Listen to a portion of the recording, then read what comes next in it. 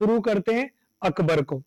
और अब सबसे महत्वपूर्ण शासक आता है। महत्वपूर्ण इसलिए आता है कि बाबर के समय 3 गुटों में संघर्ष चल रहा था। एक तरफ बाबर खुद था मुगल, दूसरी तरफ अफगान थे, और तीसरी तरफ राणा सांगा जैसे राजपूत थे। तो बाबर के समय में 3 पार्टियां हो गई, मुगल, राजपूत और अफगान। और शेरशाह सूरी के समय सिर्फ मुगल और अफगान बचे। अकबर के समय से साम्राज्य का सुदृढ़ीकरण होगा। प्लस अकबर का जो साम्राज्य था उसने राजपूतों के साथ भी वैवाहिक और मित्रवत संबंध स्थापित किए। भारतीय अन्य धर्मों के निकट आया, उसने सुलह कुल की धार्मिक नीति शुरू करी, सभी धर्मों का आदर करता था। अकबर एक तरीके से राष्ट्रीय सम्राट है, और इसके समय में हिंदू और मुस्लिम दोनों निकट आए, इसलिए अकबर इंपॉर्टेंट है। अब फैक्ट्स पे शुरू करते हैं। कब जन्म हुआ, कहाँ हुआ, करते हैं अकबर। अब पढ़ो ना हिस्ट्री, तो ऐसे इंपॉर्टेंट नहीं जैसे 18 अक्टूबर 1542 को जन्म हुआ। 18 अक्टूबर हल्दीघाटी का युद्ध 18 जून 1576 को हुआ कि 21 जून को हुआ। महाराणा प्रताप के मतलब हाथी का राम प्रसाद नाम था, अकबर ने पकड़ के पीर प्रसाद कर दिया। ऐसे हिस्ट्री लिखने वालों को अपनी तरफ से धन्य है, वो है ना, सल्यूट है उनको दूर से। ऐसे नहीं पढ़ा पाएंगे ना, ऐसे उम्मीद करोगे ना, तो ये सबसे जो मतलब जो लोवेस्ट जिनका पे मैट्रिक्स होता है, जो सबसे नीचे आते हैं, उनको पूछते थे। आजकल आरपीएससी ने वो भी पूछना बंद कर दिया। ठीक है, तो जन्म कहाँ हुआ था? जन्म अमरकोट के राणा वीरसाल के यहाँ 1542 में है ना, अक्टूबर 1542 में अमरकोट का राणा वीरसाल। अब ये वो समय था जब कन्नौज का युद्ध हारकर हुमायूं मारा मारा घूम रहा था। इसने अमरकोट के राणा वीरसाल के यहाँ जन्म ली, और यहाँ अकबर का जन्म हुआ। और एक कारण ये भी था कि उसका राजपूतों से जीवन भर मैत्रीवत संबंध रहे। ठीक है, अब सिंहासन पर कब बैठा? सिंहासनारोहण कब हुआ? 1556 में हुआ, जब हुमायूं की जब मृत्यु हुई ना। जिस समय हुमायूं की मृत्यु हुई, ये तो लड़ रहा था, युद्ध लड़ रहा था अफगानों से। तो सिंहासनारोहण इसका किया बैरम खान ने, जो इसका संरक्षक था। बैरम खान इसके पिताजी के साथ, हुमायूं के साथ भी रहा था। बैरम खान ने कहा किया? पंजाब में एक जगह, होशियारपुर के पास, कलानौर में, है ना, कलानौर में। ठीक है, अब जो जीवन के शुरुआती साल हैं, 4 साल, इस समय अकबर की उम्र कम थी, केवल 14 साल का ही था। ठीक है, तो ये जो प्रारंभिक 4 साल हैं वो किसके संरक्षण में निकलेंगे? बैरम खां के संरक्षण में निकलेंगे। और इससे पहले 1556 में ही तुरंत जो युद्ध हुआ था, पानीपत का द्वितीय युद्ध। ठीक है, अब वो पानीपत का द्वितीय युद्ध कौन लड़ रहा था? द्वितीय युद्ध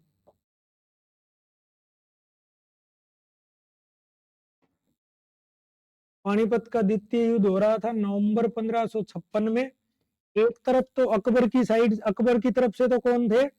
बैरम खां। और दूसरी तरफ था जो अफगान, देखो लगातार है ना, मतलब 1526 से लेके 56 तक अफगानों का लगातार वो चला है। ठीक है, अफगान कभी किसी की तरफ से लड़ रहे हैं, कभी, लेकिन लड़े हमेशा मुगलों के खिलाफ। आपको ध्यान हो तो हल्दी घाटी के युद्ध में महाराणा प्रताप की तरफ से लड़ा था एक हकीम का सुर, वो कौन था? वो अफगानी था। ठीक है, इस बात को समझना है मेंस के लिहाज से। बैरम खां था, और उधर कौन था? सिकंदर आदिल शाह सूर। सिकंदर, ये शेरशाह सूरी के ही रिश्तेदार थे सारे, आदिल शाह सूर। इसका सेनापति कौन था? हेमू। इन दोनों की लड़ाई हुई, सब कुछ बढ़िया चल रहा था। मुगल प्रॉपर तरीके से तोप खाने का प्रयोग करते थे, हेमू अच्छे तरीके से लड़ रहा था। लेकिन वही भारतीय राजाओं की कमी की, खुद पहुंच गए। ठीक से युद्ध चल रहा था, बीच में पहुंच गया, लेकिन एक तीर लगा हेमू की आंख में, तो तीर ऊपर और हेमू नीचे। हेमू नीचे तो सेना ने कहा, हमारे विक्रमाजीत की उपाधि धारण करी थी। हेमू क्या था?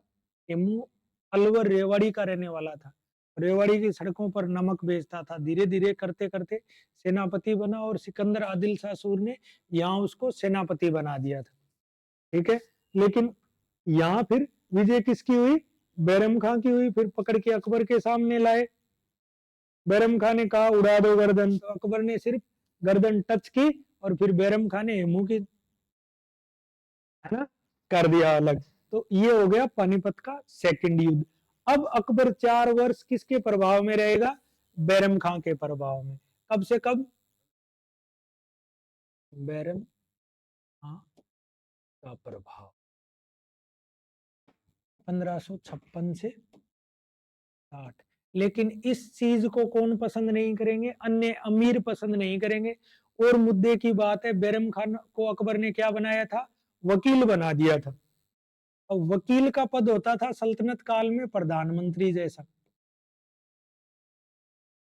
जो बादशाह के बाद की कड़ी वाला होता था, ये वकील, वजीर, मीर बख्शी और खानसामा, ये 4 ही पद होते थे अकबर के समय में। आगे पढ़ेंगे इनके प्रशासन में अपन। वकील बना दिया। धीरे धीरे अकबर को भी ऐसे लगने लग गया कि बैरम खां अपने प्रभाव में वृद्धि करना चाह रहा है। दोनों के बीच में अमीरों ने दोनों को भड़काया। दोनों के बीच में तिलवाड़ा में युद्ध हुआ और इस युद्ध में बैरम खां हारना ही था, हार गया। अकबर ने 2 ऑप्शन रखे कि या तो मैं राज्य में कोई जगह दे देता हूँ, वहां शासन कर लो, या मक्का मदीना की यात्रा कर लो। तो इसने हज यात्रा जाना स्वीकार किया। अब मच्छीवाड़ा के युद्ध में एक अफगान के पिताजी को इसने मारा था, तो उसने बैरम खां को, ठीक है, तो ये बैरम खां का भी अंत हो गया। अब इसमें काम की चीज यही है कि बैरम खां को अपना प्रधानमंत्री नियुक्त किया था और पानीपत सेकंड में लड़ा था। बाकी तो कहानियां हैं, इतिहास नहीं है। ठीक है, अब 2 साल प्रभाव में रहेगा ये हरम भी। जैसे मुगलों के समय में हरम वो संस्था होती थी जहां महिलाओं को वो रखते थे, और इनके समय में हरम में, जैसे अकबर के समय में भी हरम में 20,000 महिलाएं रहती थी। ठीक है, क्योंकि अलग अलग जगहों की कितनी सारी रानियां। और तो इसकी एक धाय थी, धाय को जो फोस्टर कहते हैं ना, फोस्टर मदर, जिसने इसका लालन पालन पोषण किया था, उसका नाम था महामनगा। और एक बेटा उसका था आदम खां। आदम खां को शुरू वाले कुछ सैनिक अभियानों पर भी भेजा, जैसे मालवा का तो 1561 में सैनिक अभियान हुआ, उसमें आदम खां गया था। फिर एक दिन आदम खां को इनके अकबर सम्मान करता था। एक दिन आदम खां हरम में घुस गया तलवार लेकर। अकबर को गुस्सा आया, आपने अगर जोधा अकबर देखी हो तो वो तलवार लेके जो आता है, अकबर मुंह पे मुक्का मारता है, फिर उसको किले से नीचे फेंकवा देता है, फिर नहीं मरता तो दोबारा ऊपर लाके फिर से फेंकवा देता है। तो वहां से भी मुक्त हो गया, है ना। तो इसको कहते हैं पर्दा शासन, पर्दा शासन या पेटीकोट सरकार। मतलब ये सवाल आजकल इररेलेवेंट हो गए, है ना बताऊं तो तुम्हारी आत्मा को मुक्ति नहीं मिलेगी, आजकल ऐसे कोई नहीं पूछता, है ना। पर्दा शासन, पेटीकोट सरकार या हरम का प्रभाव, ये कब से कब रहा? 60 से 62, है ना। दुर्भाग्य से गाइड लिखने वाले वो लोग हैं जिनसे खुद से कभी रीट पास नहीं हुई, लगभग। ये कबाड़ा उन्होंने कर रखा है। तो वो ऐसे पर्दा सरकार, पेटीकोट सरकार, साड़ी सरकार, है ना, लहंगा सरकार, ये हिस्ट्री नहीं है ना। अब उनको बेचारा कौन समझाए भी, ऐसे मत करो, हिस्ट्री के साथ अन्याय है ना। ठीक है, ये रहा। और इसमें किस किस का प्रभाव था? दाई थी माहम अनगा, माहम अनगा, और उनका बेटा था आदम खां। आदम खां या आदम खां। अब देखो आओ अकबर के व्यक्तित्व पर। एक ऐसा व्यक्ति जिसने जीवन का शुरुआती समय राजपूतों के साथ बिताया हो, और हुमायूं जैसे विद्वान का बेटा, वो व्यक्ति जिसको पढ़ने, हालांकि अकबर को पढ़ा लिखा नहीं था, अकबर की कोई रुचि नहीं थी, है ना। कामरान के पास रहा, कामरान ने कंधार वाले किले की दीवार के लटका दिया जब हुमायूं कंधार पे बमबारी कर रहा था, बच गया संयोग से। फिर हालांकि कामरान ने इसकी शिक्षा दीक्षा व्यवस्था पर, पढ़ने लिखने में अकबर की रुचि नहीं थी, उसकी तो घुड़सवारी में, शिकार में। और एक अकबर का इंटरेस्टिंग काम था, हाथियों का युद्ध बहुत देखता था, देखता भी था, हाथियों का जो युद्ध होता था आपस में। लेकिन फिर भी इसका व्यक्तित्व ऐसा था कि एक तो ये हर एक व्यक्ति का सम्मान करता था, एक बहुत बहादुर व्यक्ति था और इसी वजह से इसकी कुछ पर्सनैलिटी इसी तरीके से डेवलप हुई कि जैसे ही बैरम खां और पेटीकोट सरकार से मुक्त हुआ, इसने 3 फरमान जारी किए। वो 3 फरमान इंपॉर्टेंट हैं, कौन-कौन से हैं? एक तो 1562 में लेके आया ये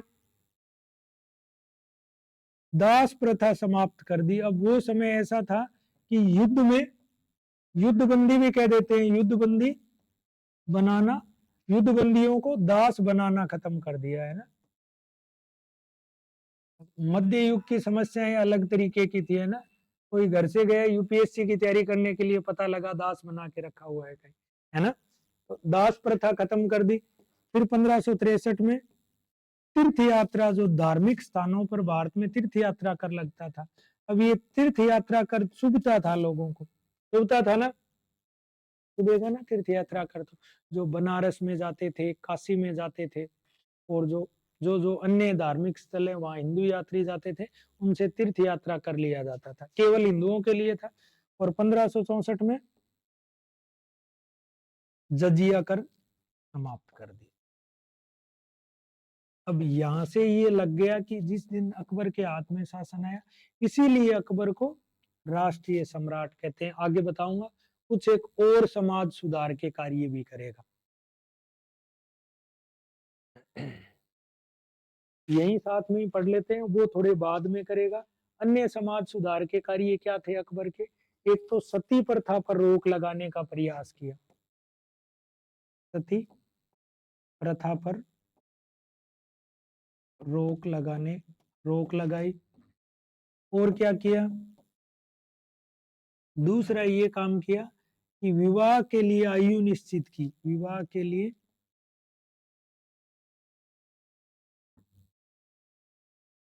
स्त्रियों या बालिकाओं की न्यूनतम आयु कितनी तय करी?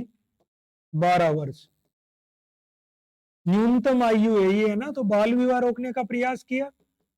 और लड़कों की कितनी रखी? 14 वर्ष, है ना। देखो, मतलब सोच के देखो, कोई व्यक्ति कितना सोच रहा है। जनरली शासक धार्मिक मामलों में जनता के हस्तक्षेप करते नहीं, ये सोच के हस्तक्षेप नहीं करते, क्या पता जनता को ये बात अच्छी लगे नहीं लगे, नहीं। तो ये काम इन्होंने कर दिया था। ठीक है, अब बढ़ो आगे। अब शुरू होंगे सैनिक अभियान। सैनिक अभियान में देखो,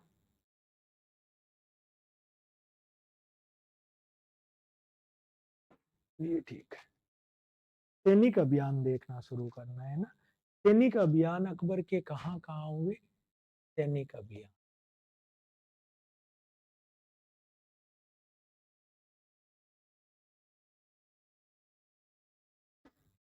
सैनिक अभियान। अब सैनिक अभियानों देखो, देख लो, मैप बना लेते हैं।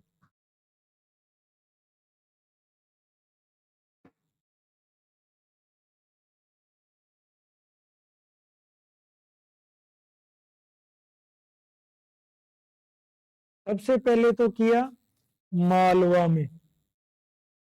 मालवा में कब किया? 1561 में। और यहाँ का शासक कौन था? बाज बहादुर, जो ग्वालियर का बाज, जिसकी समाधि उज्जैन में, और उसकी रानी थी रूपमती, जो जिसको कहते हैं वो बहुत सुंदर थी, है ना। तो मालवा में किस पर किया? बाज बहादुर पर। और इसी से तानसेन मिला था, है ना, जो तानसेन जो ग्वालियर का रहने वाला था। ठीक है, पहला मालवा पर किया। फिर मध्य प्रदेश में जबलपुर के पास में गोंडवाना राज्य था, मध्य प्रदेश में। यहाँ गोंडवाना में किया 1564 में। और यहाँ की रानी कौन थी? दुर्गावती। और ये थी, चंदेल शासक थे ये। चंदेल कहाँ के? बुंदेलखंड के। और इनकी राजधानी थी तोरागढ़ और राज्य का नाम था गढ़कंटका। गढ़कंटका राज्य का नाम। और इस ये दुर्गावती का बेटा था वीर नारायण पंवार, वो तो छोटा था, लेकिन आगे डिटेल में लिखवा दूंगा, इतना लिख लो, डिटेल में लिखो, है ना। जैसे क्या हुआ, गोंडवाना है आज के मध्य प्रदेश के बुंदेलखंड में, जबलपुर से 20-22 किलोमीटर दूर है। यहाँ चंदेल राजा था वीर नारायण, उसकी तो उम्र छोटी थी, तो उसकी जगह उसकी संरक्षिका का काम कौन कर रही थी, उसकी माँ थी दुर्गावती। अब इसको बुंदेलखंड का राज्य भी कहते हैं, बुंदेलखंड, ये एरिया बुंदेलखंड है ना, जो ड्राई एरिया है मध्य प्रदेश का। और राजधानी थी चोरागढ़, और राज्य को कई बार गढ़कंटका राज्य भी कह देते हैं, बुंदेलखंड या गढ़कंटका राज्य। ठीक है, इन दोनों आक्रमणों में कौन गया था, पहले वाले आक्रमण में गया था आदम खां, आदम खां गया था पहले वाले आक्रमण में गया था आदम खां। देखो और बड़े आक्रमण कहां करेगा, अब करेगा 1567 में, कहां करेगा, मेवाड़ पर। और मेवाड़ का राजा कौन होगा इस समय, उदय सिंह। ऐसे मत करो भाई, उदय सिंह, मेवाड़ का उदय सिंह सिसोदिया होगा। और इस युद्ध में कौन कौन शहीद होंगे, जयमल पत्ता, है ना, इस युद्ध में शहीद होंगे। ये 1567 का आक्रमण है, चित्तौड़ का तृतीय शाखा है, जयमल और पत्ता, जयमल और पत्ता।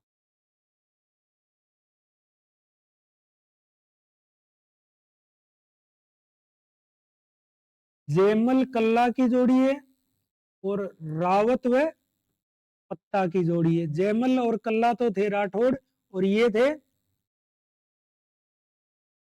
सिसोदिया। ठीक है, ये जयमल कल्ला रावत पत्ता। ये कल्ला जी 4 हाथ वाले देवता कैसे हुए, क्योंकि इनके पैर पे युद्ध के दौरान लग गई थी, तो जयमल ने इनको कंधे पे बिठा लिया, दोनों के 4 हाथ हो गए, तो इसी युद्ध में वीरता दिखाई। और जो चित्तौड़ का किला है, इन पे इनकी दोनों की, जयमल कल्ला की छतरी बनी हुई है, रावत पत्ता की बनी। ठीक है, और अकबर ने भी प्रभावित होकर जयमल और पत्ता की हाथियों पे चढ़ी हुई मूर्ति आगरे के किले के द्वार पे लगाई। वो आगरे का किला जिसका निर्माण 1504 में सिकंदर लोदी ने करवाया था, उसके किले के दरवाजे पर। ठीक है, आगरा थी राजधानी मुगलों की, है ना। ठीक है,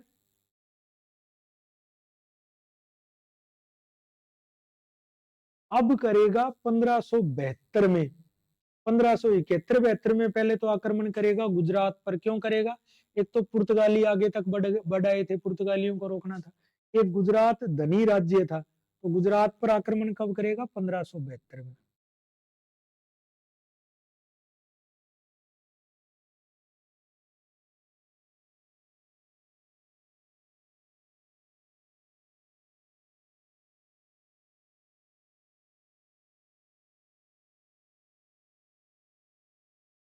ठीक है, साथ में करेगा दक्षिण भारत में 3 जगह करेगा, एक तो खानदेश पर करेगा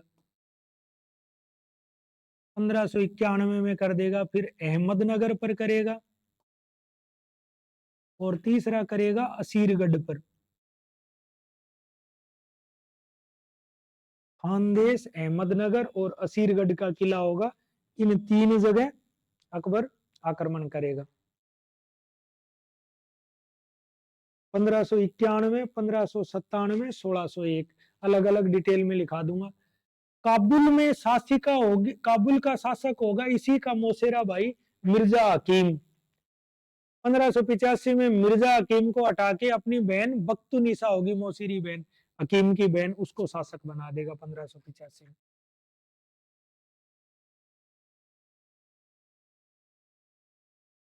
ठीक है, फिर मेवाड़ जो है, मेवाड़ में 1567 को तो कर ही दिया। फिर 1572 में मेवाड़ का शासक कौन बन जाएगा, राणा प्रताप बन जाएगा। राणा प्रताप पर 2 आक्रमण करेगा। एक तो हल्दी घाटी का युद्ध जो हुआ था जून 1576 में, और दूसरा दिवेर का 1582 में। दोनों युद्ध लगभग अनिर्णित रहे थे, क्योंकि ना तो महाराणा प्रताप को पकड़ा जा सका और धीरे धीरे करके अपने क्षेत्र वापस कर लिए। स्पेशली दिवेर वाला तो बिल्कुल अनिर्णित रहा था। ठीक है, ये हो गए अकबर के युद्ध। ये इंपॉर्टेंट है ना, इसका ध्यान करना।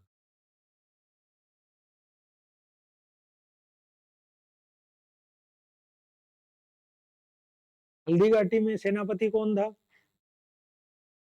अकबर का? तो राजपूतों के खिलाफ भी लड़ा रहा था। ठीक है ना, अब लिखना शुरू करो। अकबर ने अपना पहला आक्रमण मालवा के शासक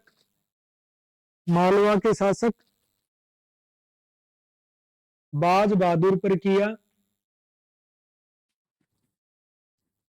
इस आक्रमण में सेनापति आदम खान था।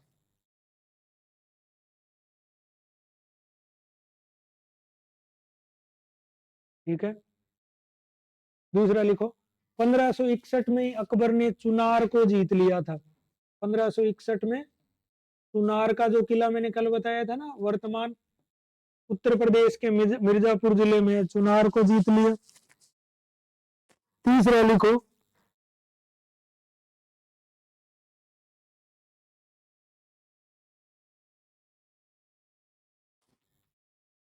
तीसरा लिखना, जो ये जो गढ़ लिखो। अकबर ने गढ़कंटका राज्य पर 1564 में आक्रमण किया। 1564 में आक्रमण किया, जहां चंदेल राजकुमारी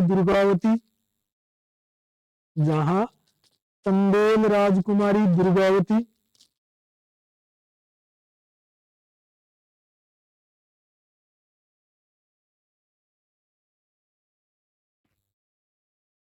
अपने पुत्र वीर नारायण पंवार की संरक्षिका के रूप में कार्य कर रही थी।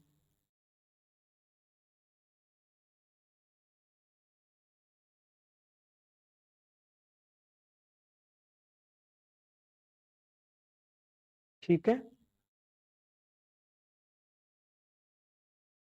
अब देखो, अब क्या हुआ कि राजपूतों से इन्हीं में आ जाएगा।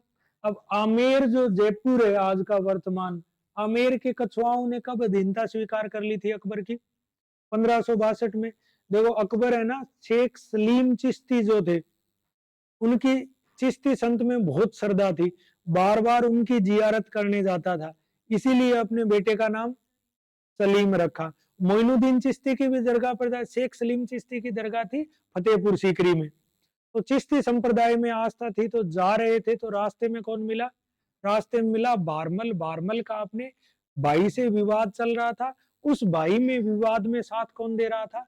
वहीं का मुगल जो किलेदार था, वो अकबर का सगा बहनोई था, है ना। वो उसके बारमल के भाई की सहायता कर रहा था। तो बारमल ने स्वेच्छा से ये कहा कि मैं मेरी बेटी हरका बाई का विवाह आपसे कर देता हूँ। जो जोधा अकबर वाली है ना, वो तो ऐतिहासिक नहीं, फिल्मी भूल है। जैसे के आसिफ ने पहली बनाई जोधा अकबर, तो उसने हरखाबाई नाम था मूल, तो जोधाबाई तो जोधपुर की राजकुमारी थी। ठीक है, इसलिए वो पोस्टर जलाती थी, है ना। जो जो भी सेनाएं संस्थाएं जो भी होती है, तो जो वहां की राजकुमारी हरकाबाई थी। ठीक है ना, फिर एक बार वो गलती हो गई तो वो सीरियल सारे वही, अब उनको हिस्ट्री से क्या लेना देना। ठीक है ना, उनके हिसाब से तो अकबर दिन भर गुलाब का फूल लेके शेरवानी पहन के जोधाबाई के आगे पीछे वो नहीं था। बहुत जोरदार योद्धा था, धार्मिक नीतियां बहुत शानदार थी, प्रशासनिक नीतियां बहुत शानदार थी, मनसबदारी प्रथा लागू करेगा, राजस्व में आईने दहशाला लागू करेगा। सीरियल वाले ये सब दिखाएं तो कौन देखेगा, है ना। ठीक है ना, तो जोधा अकबर नहीं, अरखा अकबर था। ठीक है, तो 1562 में कौन अधीनता स्वीकार कर लेगा? आमेर का कौन होगा? बारमल। और बारमल अकबर की सेवा में किसको भेज देगा? भगवंत दास और मान सिंह को, और ये बहुत सेवा करेंगे, है ना, भगवंत दास और मान सिंह, यही मैप पर लिख लें, ठीक है, भगवंत दास और मान सिंह, ठीक है।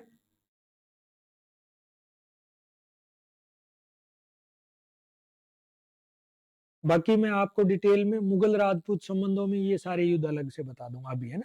देखो, एक फिर बीच में क्या हुआ, 1562 में तो इनके संपर्क में आ गया, 1569 में आक्रमण कहां कर दिया अकबर ने, रणथंबोर पर, और यहाँ का शासक कौन था, सुरजनहाड़ा, नहीं वो बूंदी का था, सॉरी, है ना, रणथंबोर पर आक्रमण किया, सुरजनहाड़ा बूंदी का था। अब देखो, इसी दौरान क्या हुआ कि 1570 में नागौर दरबार लगाएगा, तो 15 लिखो, 1570 का नागौर दरबार, नागौर दरबार नीचे लिखना अलग से। इस नागौर दरबार में कौन कौन हाजिर हो जाएगा, बहुत सारे आएंगे, तो देखो, एक तो आएगा बीकानेर का, तो आएगा कल्याणमल,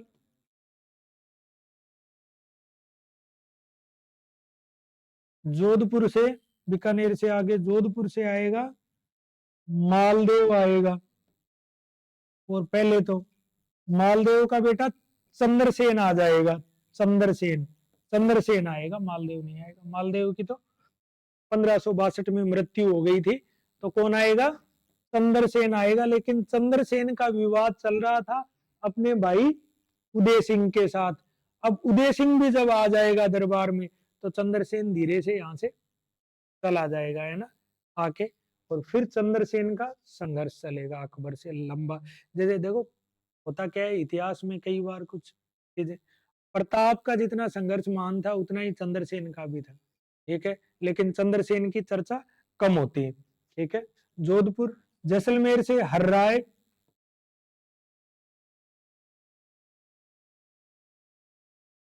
जैसलमेर से हर्राय, बिल्कुल पथ प्रदर्शक इसलिए कहते हैं क्योंकि महाराणा प्रताप ने जो लड़ाइयां लड़ी वो सारी की सारी छापामार लड़ाइयां थी, और दुनिया में लड़ाई की जो पद्धति है गुरिल्ला या छापामार, गुरिल्ला या छापामार क्या लड़ाई होती है, जैसे छुपके से आक्रमण करो और भाग जाओ, और ये वार की सबसे जोरदार टैक्टिक्स होती है ना।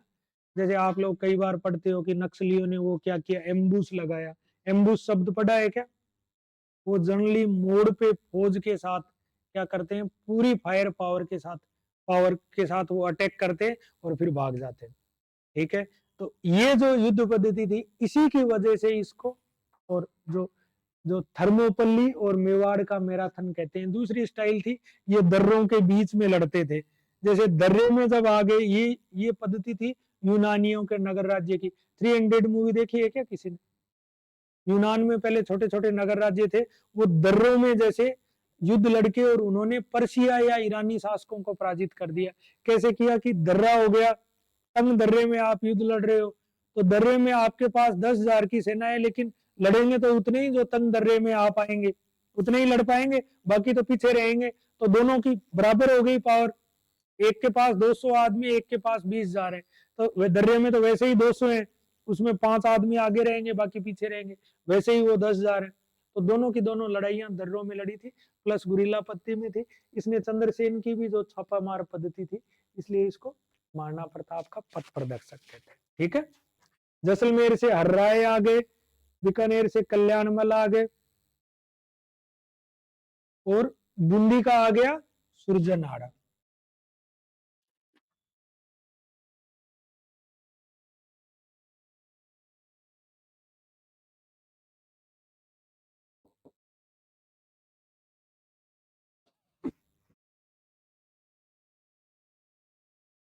बूंदी का आ गया सुरजनहाड़ा। ये था नागौर दरबार, और कब का था ये, 1570।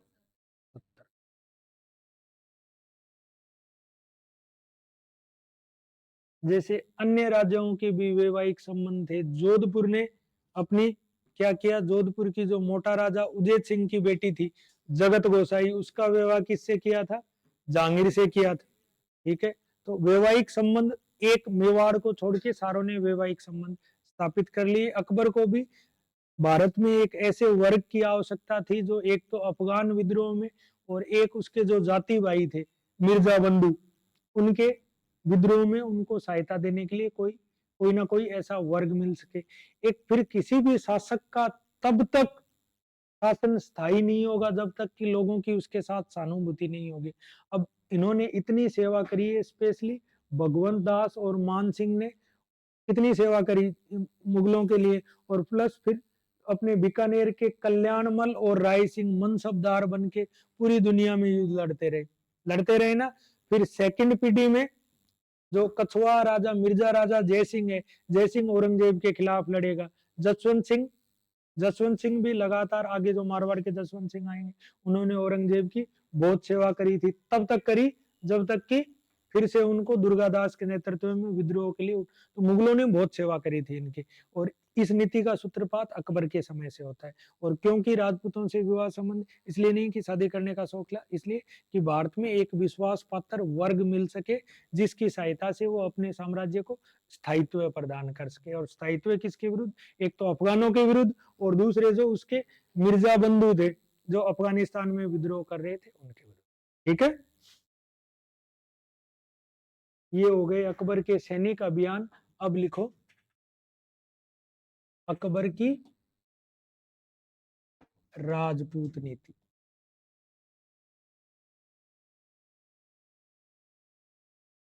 देखो, अकबर की राजपूत नीति दो आधारों पर है।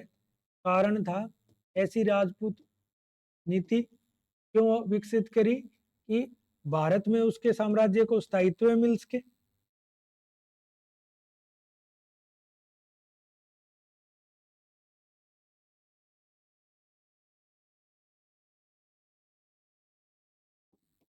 अब खतरा किससे था स्थायित्व को?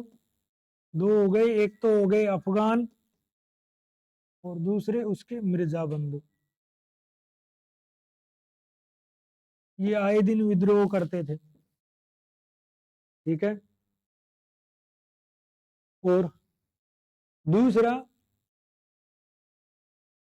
मनसबदार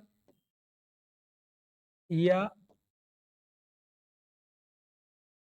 सेनापतियों के रूप में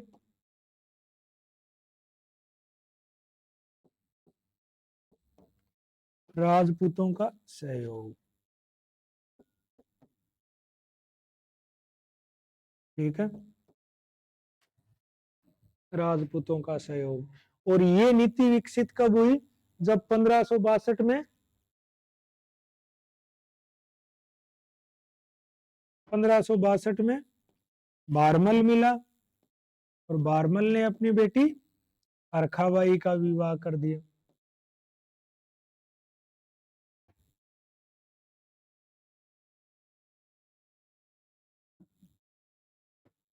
आगे फिर सबका सहयोग मिल जाएगा 15।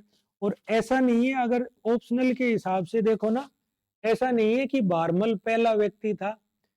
मालदेव ने दो बेटियां थी, एक बेटी का विवाह तो किया हसन खां मेवाती के साथ जो राणा सांगा की तरफ से लड़ा था। ठीक है, राणा बाबर के विरुद्ध, जिसको बाबर बाद में हरा देगा। एक बेटी का विवाह तो किया अपनी हसन खां मेवाती के साथ, और दूसरा शेर शाह सूरी के बेटे इस्लाम शाह के साथ किया था। अलाउद्दीन खिलजी ने गुजरात की जो देवल रानी थी उससे विवाह किया था। फिरोज शाह तुगलक के टाइम भी राजपूतों मुगलों के बीच में कहीं ना कहीं वैवाहिक संबंध स्थापित थे। ऐसा नहीं था कि ये विवाह पहला था, इससे पहले भी हो चुके थे। लेकिन एक वैवाहिक संबंधों द्वारा राजनीतिक संबंध प्राप्त करके अपने साम्राज्य का विस्तार करना, ये इस तरीके से अकबर ने किया। और इससे पहले ये काम कौन कौन कर चुका था? गुप्तों के समय में हुआ था। इस बार आरएएस प्रीलिम्स में आया था ना, चंद्रगुप्त ने अपनी बेटी प्रभावती गुप्ता का विवाह कहाँ किया था? रुद्रसेन, वाकाटक रुद्रसेन। जैसे ही वाकाटक रुद्रसेन मरा तो वो वहां का शासन दक्षिण भारत का अपने पिता की सहायता से चलाती थी। ठीक है, तो वैवाहिक संबंधों वाला काम तो बहुत पुराना रहा है। समुद्रगुप्त ने भी, जैसे जो शक कुषाण मरुंड थे, उनके संबंध में एक कथन मैंने लिखाया था, गुरुत्व में मंदक आत्मनिवेदन करने उपायन, मतलब अपनी पुत्रियों का विवाह कर देना। तो ये राजनीति की पुरानी बात रही है। अभी भी देखते हो ना, तो जो इंटरकास्ट मैरिज सिर्फ तुम्हारे लिए है, पॉलिटिशियंस की शादियां याद कर लो किसकी कहाँ कहाँ हुई है। ठीक, ठीक है ना, कैमरे पे चलते पे तो क्या बोले, है ना। ठीक है, बाद में बता दूं। इसलिए मैं कहता हूँ चाहे राजा हो चाहे आज के पॉलिटिशियन हो, शासन करने वाले व्यक्ति का दिमाग एक तरीके से काम करता है हमेशा। ठीक है, अरकाबाई से हो गया। 1517 में नागौर दरबार लगा लिया। अब क्या होगा, सारे अधीनता स्वीकार कर लेंगे, एक व्यक्ति स्वीकार नहीं करेगा, कौन? महाराणा प्रताप। महाराणा प्रताप कहाँ के? मेवाड़ के। अब इससे पहले 1567 में वो किसको हरा चुके थे? उदय सिंह को। उदय सिंह तो पहाड़ियों में चले गए थे, जयमल और पत्ता को सब कुछ सौंप के। जयमल, कल्ला, रावत और पत्ता, ये 4 शहीद हुए थे। चित्तौड़ का तीसरा साका था। ठीक है, अब क्या हुआ कि 1570 के बाद अकबर 4 आदमियों को भेजेगा प्रताप को मनाने के लिए। 4 आदमी कौन होंगे? एक तो होगा जलाल खां कोरची, ये आपको अच्छे से याद है ना। मान सिंह, बारमल और टोडरमल। मान सिंह के साथ ऐसा विवाद होगा, ऐसा कहते हैं कि जैसे खाना खाने के लिए प्रताप खुद नहीं आए, अपने बेटे अमर सिंह को भेज दिया। मान सिंह नाराज होके जाने लगे, तो दोनों में बहस हुई। तो फिर प्रताप ने भी कह देते हैं, या किसी ने जोड़ दिया, ये संदेशा बिलवा दिया कि मैं देख लूंगा, तो कि तू भी आ जाना, तेरे फूफा जी को भी ले आना। ठीक है, कितनी ऐतिहासिक है कितनी नहीं कह नहीं सकते, लेकिन वाद विवाद जरूर हुआ। ठीक है, अब वो इतिहास नहीं है, फिर से वही बात है ना। अब देखो इतिहास, अब क्या हुआ, ये सीक्वेंस ये था, है ना। जलाल खा कोरची, मान सिंह, बारमल और टोडरमल। टोडरमल उनके दीवान थे। ठीक है, अब देखो, ये दोनों तो कछवाहा शासक हो गए, जलाल खां कोरची सेनापति हो गए। अब क्या होगा, 1576 में कौन सी लड़ाई होगी? हल्दी घाटी की लड़ाई।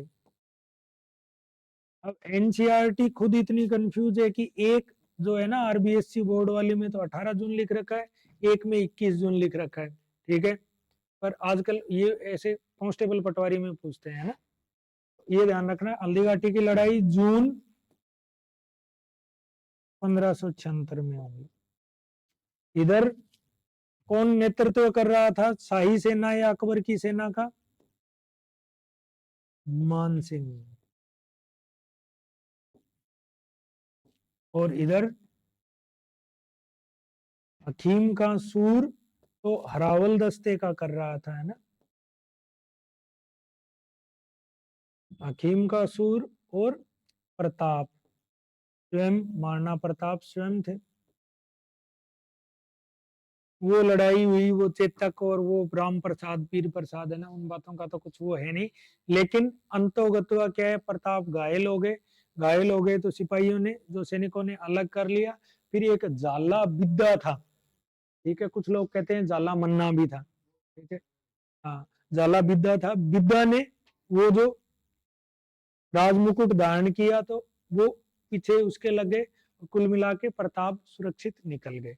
इसके बाद भी लगातार इनमें टक्कर चलती रही है। राजसमंद में है ना भाई, राजसमंद में यहाँ मिट्टी एकदम हल्दी जैसी पीली मिट्टी है। अगर किसी ने देखा हो तो आरएएस बन जाओगे ना, तुम्हें राजस्थान की हल्दी घाटी पक्का लेके जाएंगे। ठीक है, रक्त तलाई भी जिसको कहते हैं, एकदम हल्दी जैसी मिट्टी है एकदम। ठीक है, अब होगा दिवेर का युद्ध। दिवेर का कब होगा? 1582 में। और यह युद्ध क्या रहेगा? अनिर्णित रहेगा। और दिवेर के युद्ध के बाद क्या होगा, अकबर घरेलू समस्याओं में इतना उलझ जाएगा एक तो इसके बाद 1599 में सलीम विद्रोह कर देगा, और साथ में वो पुर्तगालियों में उलझ गया था और उत्तर पश्चिमी भारत में उलझ गया था, तो हल्दी घाटी की ओर ध्यान नहीं दे पाएगा, है ना। हल्दी घाटी को कहते हैं मेवाड़ का थर्मोपल्ली। थर्मोपल्ली प्राचीन यूनान की युद्ध भूमि है, जो तंग दर्रों के बीच में लड़ी गई थी, है ना, दर्रे या दो पहाड़ियों के बीच की तंग दर्रे, और इसको कहते हैं मैराथन। ये दोनों के दोनों, मैराथन और थर्मोपल्ली, प्राचीन यूनान की युद्ध भूमियां हैं, इसलिए कहते हैं, ना। किसने कहा है? कर्नल जेम्स टोड ने, है ना? कर्नल जेम्स, कौन था कर्नल जेम्स टोड? राजस्थान का इतिहासकार था, तो कर्नल टोड की क्या रुचि? कौन था, कहां से आया था? इंग्लैंड से आया था, किस लिए आया था?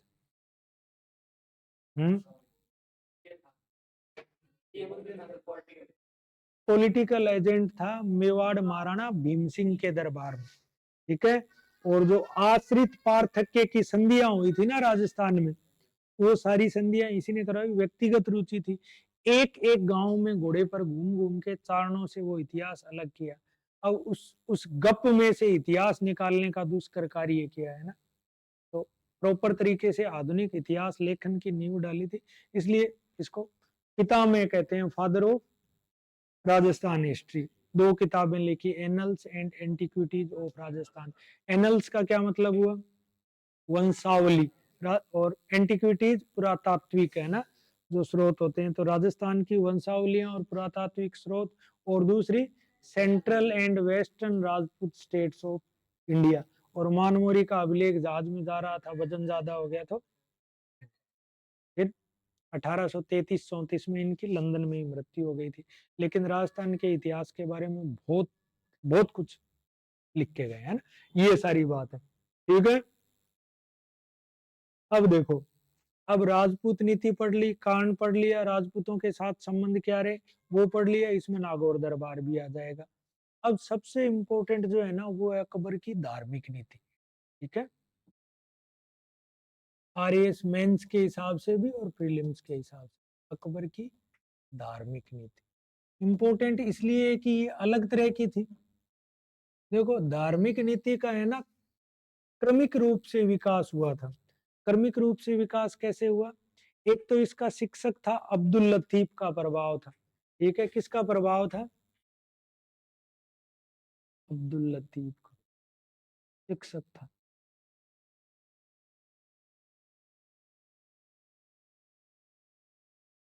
एक अकबर के बारे में लिखा है, अबुल फजल ने लिखी है, आईने अकबरी, अकबरनामा का ही एक भाग है। फिर निजामुद्दीन अहमद का भी है, तबकाते अकबरी, और बदायूनी का भी है, मुंतखाब तवारीख। तो मतलब सबसे ज्यादा लिखता है इसके बारे में अबुल फजल। अबुल फजल एकदम खासम खास आदमी था, ठीक है। जैसे तीन आदमी बहुत खासम खास थे। एक तो बैरम खां की जो मर गया था ना, बैरम खां की तो विधवा से विवाह कर लिया, किसने? अकबर ने। और बैरम खां का बेटा था अब्दुल रहीम खान खाना, जो हिंदी साहित्य का जोरदार विद्वान बना। दो, एक व्यक्ति था शेख मुबारक, उसके दो बेटे थे, कौन कौन? अबुल फजल और फैजी। तो अबुल फजल ने आईने अकबरी लिखी, और हल्दी घाटी वाले युद्ध में कौन साथ में आया था? आई विटनेस कौन था? अबुल फजल आई विटनेस था, ठीक है। तो ये सारे बहुत क्लो। अबुल फजल लिखता है कि जैसे ये क्या करते थे, आगरा में अपने राजमहल से बाहर आके एक बड़े से पत्थर पे बैठ जाते थे और धार्मिक विषयों पर चिंतन करते थे। जैसे धर्म को लेके अकबर की बहुत ज्यादा रुचि नहीं थी, नहीं तो इस्लाम औरों के समय जैसे चल रहा था, हिंदू अपनी स्थिति में बैठे थे, वैसे ठीक थे। लेकिन ये नई तरह की धार्मिक नीति लेके आएगा। एक तो अपने शिक्षक अब्दुल लतीफ का प्रभाव था, दूसरा सूफी संतों का प्रभाव। अब सूफी जो है, उनके सिद्धांत भक्ति आंदोलन से बहुत ज्यादा मिलते हैं, ठीक है ना। अब ये फिल्मों में जितने भी जो बम्बई वाली हाजी अली की दरगाह है, वो हरा सर पे बांध के और वो कवालियां गाते हैं, तो वो मूल इस्लाम में नहीं है, वो तो सूफियों की है कवाली। या मस्जिदों के पास में जो बैठ के कवाली गाते हैं, वो किसके प्रभाव से? सूफियों के प्रभाव। मूल इस्लाम तो इस चीज को वर्जित करता है, ठीक है ना। तो सूफी संतों का प्रभाव था, इसलिए इसने क्या किया, 1575 में फतेहपुर सीकरी में क्या बनाया, इबादत खाना। फतेहपुर सीकरी में बनाया इबादत खाना। 1570-71 में फतेहपुर सीकरी की नींव डाल दी थी। आगरा से 40 किलोमीटर दूर है। तो अकबर की दो राजधानियां हो गई थी, एक आगरा और एक फतेहपुर सीकरी। इस बार फतेहपुर सीकरी में एक महल है, पंच महल, जो बौद्ध शैली में बना हुआ है। आरएस प्रीलिम्स में आया था ना, अकबर आपको हर एग्जाम में तैयार मिलेंगे, है ना। फतेहपुर सीकरी में इबादत खाना बनाया, किस लिए बनवाया, धार्मिक विषयों पर चर्चा करने के लिए,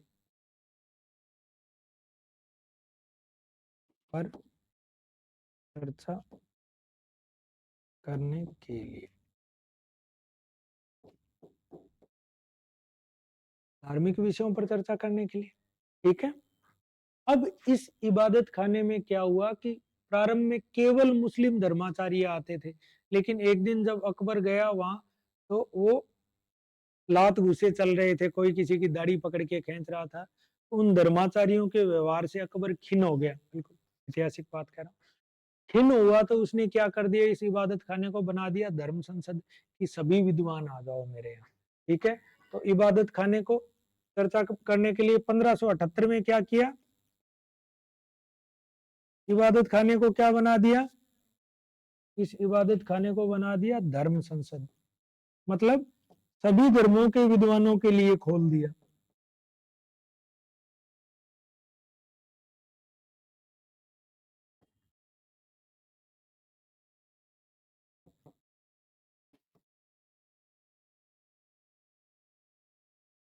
अब इसमें सवाल ये पूछते हैं कि कौन सा विद्वान आया था, जैसे आईएएस प्री में भी पूछा है, तो अब अलग अलग विद्वान आएंगे धार्मिक चर्चा के लिए, जैन भी आएंगे, क्रिश्चियन भी आएंगे, पारसी भी आएंगे, ठीक है ना। धर्म संसद बना दिया। अब कौन कौन से विद्वान आएंगे, देखो दरबार में विद्वान आएंगे, जैन विद्वान आएंगे, देखो दरबार में धार्मिक चर्चा के लिए,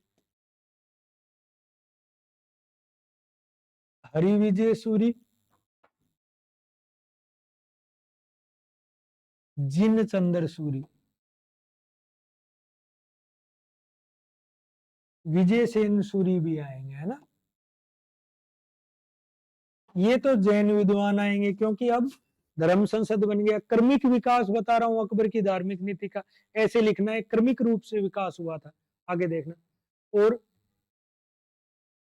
पारसी कौन आएंगे, दस्तूर मेहरजी राणा,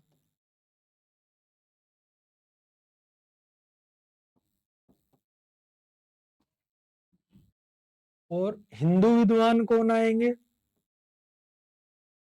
देवी और पुरुषोत्तम,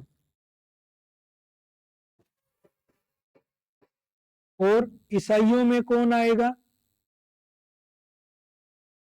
फादर एक्वा बीवा और मोन्सेरेट, ये आए, अकबर ने इनको ध्यान से सुना, इनको ये लगा अकबर तो बन गया ईसाई, है ना। पुर्तगीज पादरी थे, तो कौन थे, father aqua Viva, aqua Viva और मोन्सेरेट, प्रीलिम्स के हिसाब से इंपॉर्टेंट है ना। जब धर्म संसद से भी संतुष्ट नहीं हुए, तो 1579 में अकबर ने क्या किया, एक मजहरनामा जारी किया। और मजहरनामा में क्या हुआ, देखो सुनो इधर। पहला तो उसने धार्मिक मामलों पर चर्चा करने के लिए, जब 1575 में जब इबादत खाना खोला ना, तो जो मुस्लिम धर्माचार्य थे, मुस्लिम विद्वान थे, उन्होंने अकबर का विरोध करना शुरू कर दिया, क्योंकि उनको ये भय लगा कि जिस धार्मिक मामले में हम प्रधान है, अब हमारी प्रधान तो राजा की तरफ जा रही है ना। अब इसको रिलेट करो, इन्हीं दिनों ऐसी कोई घटना हुई थी क्या, है ना, हुई थी क्या इन दिनों कोई घटना ऐसी, जो चार शंकराचार्य उन्होंने कह दिया था, ठीक है। फिर क्या किया, आगे जब इसको धर्म संसद बना देगा, सभी धर्म के विद्वान आने लगेंगे, तो एक सदर था बहुत बड़ा, शेख अब्दुल नबी, वो ये कहेगा अकबर तो धर्मद्रोही हो गया। बाद में उस अब्दुल नबी की जब जांच करेंगे तो उसको जो जो मुस्लिम गरीबों के लिए जो जमीन का आवंटन करते थे उनको अधिकार उसमें वो घोटाला करे बैठे थे, जैसे अधिकतर धार्मिक विद्वान होते हैं। तो उसको निष्कासित करने के बाद में सारे के सारे धार्मिक मामले अकबर ने अपने हाथ में ले लिए और वो मजरनामा है। ठीक है ना? ठीक है, तो अब क्या आएगा? मजहरनामा। ये मैं मेंस के लिए आज से बता रहा हूं तुम्हें, है ना? प्री में तो ये पूछ लेंगे भी मजरनामा क्या था या कब जारी किया, और मेंस में इसको सीक्वेंस में चलने देना है। मजरनामा में क्या किया? समस्त धार्मिक मामले अकबर ने अपने हाथ में ले लिए।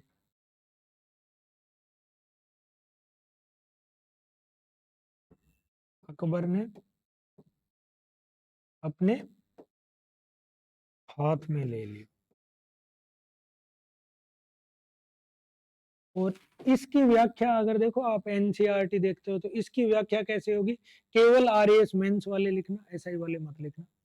इसकी व्याख्या ऐसी होगी, अबुल फजल है ना, इसके राजत्व की व्याख्या करते हुए क्या कहता है?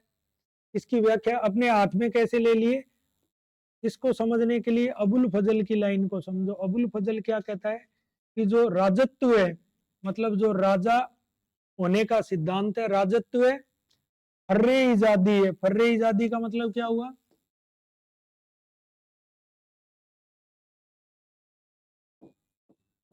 देवीय शक्ति है ना, ईश्वर की शक्ति है, तो वो चाहे तो धार्मिक मामलों को अपने हाथ में ले सकता है, अगर मेंस के हिसाब से करना चाहो तो। अब्दुल फजल ये लिखता है कि जो राजत्व है या जो राजा का पद है, वो वो एक अलौकिक प्रकाश की तरह है, वो एक देवीय शक्ति है, और जिसमें जो राजा है देश का, वो चाहे तो वो डायरेक्ट धार्मिक मामलों को कंट्रोल में कर सकता है, क्योंकि राजा या बादशाह और अल्लाह के बीच में कोई मध्यस्थ नहीं होना चाहिए। इस बात को अबुल फजल के उससे समझा जा सकता है। इसलिए सारे के सारे मामले अपने हाथ में ले लेगा। इसको दो इतिहासकार हैं, स्मिथ ब्रिटिश हिस्टोरियन है, और वुल्जलेग, वो क्या कहते हैं? अचूक आज्ञा पत्र कहते हैं। अचूक आज्ञा मतलब आज्ञा पत्र मतलब जिसका कोई उल्लंघन नहीं कर सके, जिसको बाद में विद्वानों ने गलत माना है। अब क्यों लिए सारे धार्मिक मामले हाथ में? क्योंकि अकबर इस चीज पर विश्वास करता था कि जो राजा होता है उसमें कुछ देवीय शक्तियां होती है, और राजा और अल्लाह के बीच में कोई मध्यस्थ नहीं होना चाहिए। तो मध्यस्थों के रूप में कौन थे? धार्मिक विद्वान थे। उनको तो धार्मिक विद्वान तो भूमि आवंटन में या दान के पैसों में घपला करे बैठे थे। तो जो जो सदर थे अब्दुल नबी, उनको भेज दिया, और कुछ अकबर की उनका जब ये घपला देखा तो देख के उसके मन में ये भी हुआ कि ये लोग इस लायक नहीं है। ठीक है। हम्म हम्म राजत्व का सिद्धांत यही था। फर्रे इजादी या ईरानी भाषा में किया खुरा कहते हैं कि राजा में देवीय अंश होता है। इसकी इस हिसाब से इसने धार्मिक मामले अपने हाथ में ले लिए। ठीक, अब क्या करेगा? 1582 में वो एक नया धर्म ले आएगा, और उसको क्या कहेंगे? सुलह कुल की नीति, मतलब जो सारे धार्मिक मामलों में सुलह कर देता हो, सुलह कुल की नीति, या दीन ए इलाही। दीन ए इलाही का मतलब क्या हुआ? दीन ए इलाही, ये एक तरीके से नया धर्म होगा।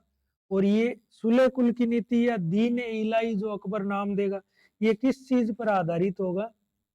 ये इस चीज पर आधारित होगा, एक तो इसमें सूफी सर्वेश्वरवाद के गुण होंगे, और एक सभी धर्मों की अच्छी अच्छी बातें होंगी इसमें। तो एक तरीके से ये नया धर्म ले आया है ना, दीन ए इलाही। तो सूफी सर्वेश्वरवाद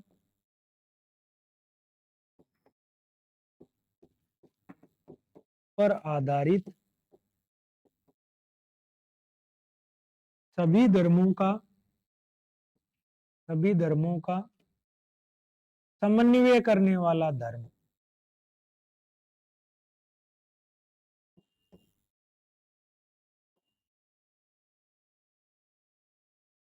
ये है दीन ए इलाही। और इस चीज की समकालीन इतिहासकारों ने इतनी आलोचना करी है, सोच नहीं सकते। सबसे ज्यादा आलोचना करने वाला आदमी कौन था? बदायूनी। बदायूनी वैसे तो काजी था, लेकिन घर जाता था, अंदर वाले कमरे में जाके संदूक खोल के अपनी किताब लिखता था। उसमें किताब लिखी मुंतखाब उत तवारीख। अकबर को पता ही नहीं कि कोई ऐसी किताब भी लिख रहा है। तो अकबर की धार्मिक नीतियों की आलोचना सर्वाधिक कहाँ हुई है? बदायूनी की मुंतखाब उत तवारीख में लिख लेना है ना। धार्मिक नीतियों का आलोचक कौन है? ये इंपॉर्टेंट है ना, आलोचक।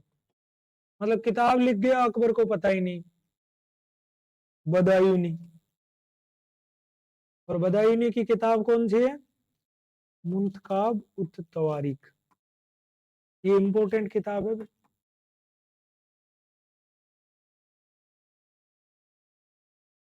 मुंतखाब सभी धर्मों का समन्वय करने वाला धर्म। अब ये है ना, दीन इलाही ले तो आया, लेकिन ये दीन इलाही कामयाब नहीं रहा, क्योंकि उस युग में लोग धर्म से इतने ज्यादा जुड़े हुए थे।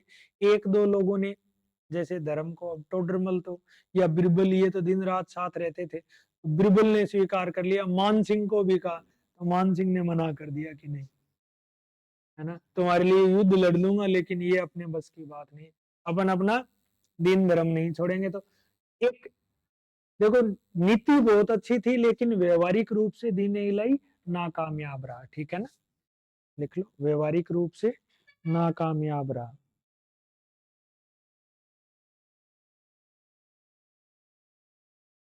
ठीक है, अब लिखना आ जाए तो दीन इलाही लिख दोगे ना। इसमें जो भी इतवार के दिन इसकी दीक्षा लेता था, और उसको चार चीजें अकबर को देनी पड़ती थी। क्या क्या? धन, संपत्ति, मान, और कुछ ऐसे करके, इसलिए चहारगान ए तस्लीम कहते थे इसको। चार चीजें वो अल्लाह अकबर बोल कर उसको समर्पित कर देता था। ठीक है, लेकिन था ये, इसका विकास इस प्रकार से क्रमिक रूप से विकास हुआ था, है ना।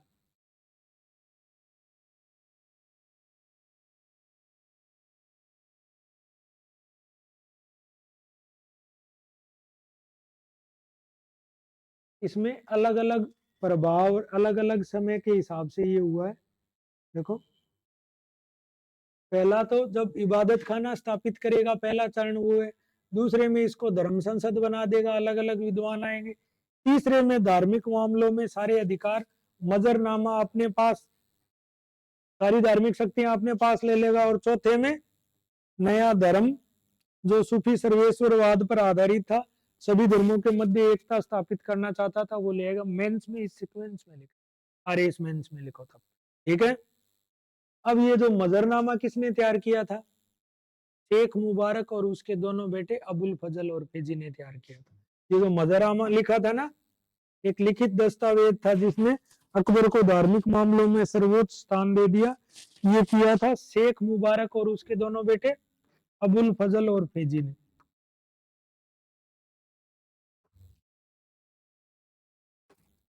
अबुल फजल और फैजी ने। ठीक है, और ऐसे सारा कुछ चलता रहा। 1799 में सलीम ने विद्रोह कर दिया। सलीम को विद्रोह को दबा के सलीम को माफ कर दिया, लेकिन परेशान होते होते अकबर की 1605 में पेचिश से मृत्यु हो गई, है ना। 1605 में अकबर की मृत्यु हो गई। अकबर का स्थापत्य कला साहित्य अपन पढ़ेंगे। मुगल कला साहित्य और स्थापत्य में, जैसे शॉर्ट में बता देता हूँ। साहित्य में तो अबुल फजल ने लिखी अकबरनामा। उसी अकबरनामा में 3 पार्ट हैं। तीसरा पार्ट है जिसको आईने अकबरी कहते हैं। उसके 5 भाग हैं। 5वां भाग में अबुल फजल की जीवनी है। ठीक है, एक तो ये हो गई। एक बदायूनी, जो इसकी धार्मिक नीतियों की आलोचना करता है, उसकी है मुंतखाब तवारीख। ठीक है, एक निजामुद्दीन अहमद की है तबगाते अपगरी। दूसरा, इसने अनुवाद विभाग स्थापित किया अब्दुल रहीम खान खाना के नेतृत्व में, जिसने महाभारत का रजमनामा के नाम से अनुवाद किया। पूछा था ना आरएस प्रीम। ठीक है, तो फिर 2 जगह आगरा और फतेहपुर सीकरी में इसने अलग अलग इमारतें बनाई। जैसे आगरा के किले में कुछ इमारतें बनवाई और फतेहपुर सीकरी में पंचमहल या हवा महल बनवाया, तुर्की सुल्ताना का महल बनवाया, ठीक है, और जोधाबाई का महल बनवाया जो दक्षिण मंदिरों की शैली पर बना हुआ है। ये अपन एक साथ एक सीक्वेंस में, ठीक है।